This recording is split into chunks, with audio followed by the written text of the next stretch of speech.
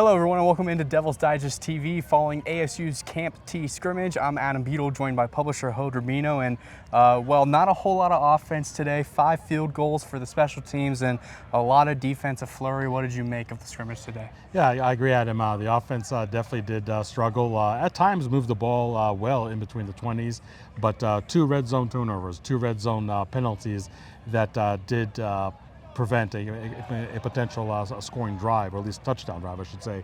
It really was all about the defense. It seems like each year I just have to put the caveat that what you see in the scrimmage is not necessarily what you see throughout previous practices, or even previous practices in Tempe for that matter. So for folks that are really worried sick about the offense, I really would pump the brakes on that.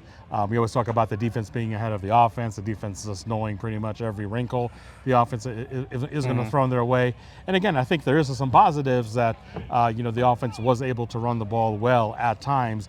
Just the struggles did actually happen in the red zone, but I think it's also a function of the defense. Just great secondary play, good push up front. Running backs really were not able to get loose, so that's also a great job not only by the defensive line controlling the gaps, but the linebackers shooting through those gaps. So I think there's definitely some stuff for the offense to clean up, and I'm sure the defense coaches are going to talk about some stuff they need to clean up too. But today was definitely all about the defense. You definitely give them the kudos. But what we saw today from the offense was not a trend that we've seen earlier in Camp Arizona, or even earlier in Tempe. So again, I don't think I would really sound off the alarms that this offense is going to struggle in 2026. Kenny said after the scrimmage that one of the biggest things he was surprised about, just because they had made so many of them so far this fall and even spring too, was sort of the lack of explosive plays. Was that something that you were a little surprised by too? Yeah, absolutely. Like I said, I don't think the scrimmage was 100% indicative of what the offense is able to do.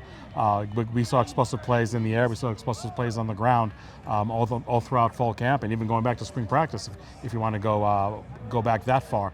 So sometimes it's just not your day. And again, everything can get magnified that much more because it's Camp Arizona and it's a scrimmage, and you have 1,000, 2,000 fans over here. But I think the offense, it's really just like a good learning opportunity for them to improve more and more. We talked to Cutter Bowley after practice, and he said that he really cut down on the turnovers quite a bit, and he feels like that's improvement that he made. I know people are always going to ask about the quarterback battle. I don't think Cutter Bowley played exceptional today, but I think played well enough to still secure that starting position. But I think it's also a battle that is probably going to go on, I would say, for the next 5-7 days. But that's really the way I see it. I feel that first team, second team on offense is really more or less set right now. I don't know if there are really any big revelations in the scrimmage or throughout Camp T that would cause any major shifts. So for ASU, they're going to have fall camp until the first day of classes on the 20th. Then it's almost going to be into game prep mode. But again, I just feel there's a lot of positives for the offense to take away from Camp Arizona. Definitely a lot of positives for the defense to take away. Just clean up the little things here and there, and they'll be fine. But I think Kenny being surprised about the explosive plays, that is not putting a spin by any means, because we saw this offense a couple of days at Camp Arizona and also in fall camp. And again, if you want to go back to spring practice, this offense has a lot of firepower. On Saturday, it just didn't show up.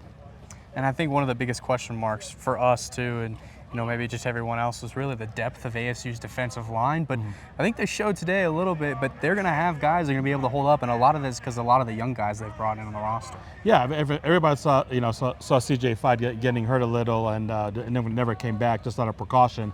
But you really saw the defensive line, like you said, step up. Zach Swanson now being healthy in the lineup, and we know back in 2024 what a big part he was of that defensive line and that entire defense, especially in the latter part of that Magic magical 2024 season. You got a guy like Jeffrey Manns, junior college transfer, has been playing really, really well. Hiram Vaneo, another junior college transfer, playing well. Rashad McKenzie, that's been here for a couple of years, playing well. Blazin Lono Wong, I think is maybe listed as a fourth-year player. It seems like he's been like a 40-year player over here. He showed he could do more than just fake punts. He can also be a solid defensive tackle. And then you look at the ends. I said many times before, Amaran Winston and Jalen Thompson, great pickups from the portal. Julian Hugo, a freshman sensation, did actually have a fumble recovered after a bobbled snap. Then you have Clayton Smith. Again, seems like he's been here forever, but just a big piece of that defensive line. So yeah, I think the defensive line as a whole, but both on the ends and inside, has been playing very, very well. And again, you can have concerns about not having explosive plays. Those concerns are valid, but there's also always the other side of the coin. And we have a defensive line playing so well. And to your point, Adam, also having the depth. Yeah. That is something that definitely showed up today. Definitely showed up a lot of other times. Really kudos for the coaching staff being able to get such quality players out of the portal.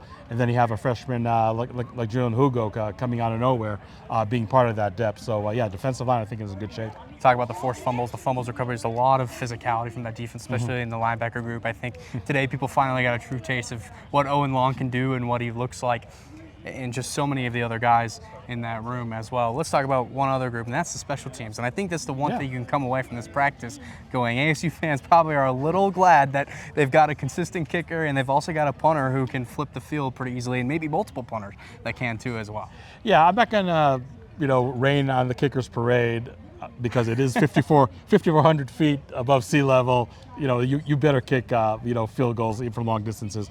But yeah, Carson Smith definitely should be the starter. But I think Carson Kiefer is somebody who's definitely breathing down his neck, quite a bit. So just that competition, elevating everybody, I think is really going to be good for special teams.